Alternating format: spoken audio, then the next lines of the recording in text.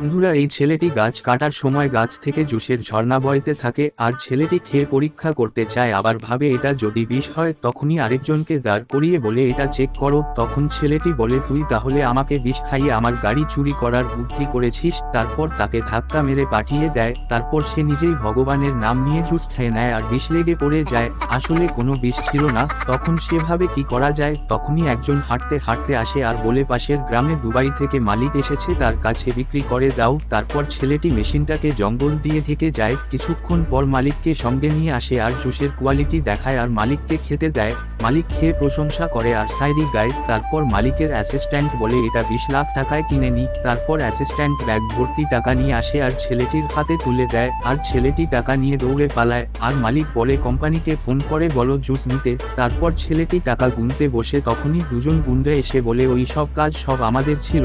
আর জুসের মেশিন বন্ধ হলে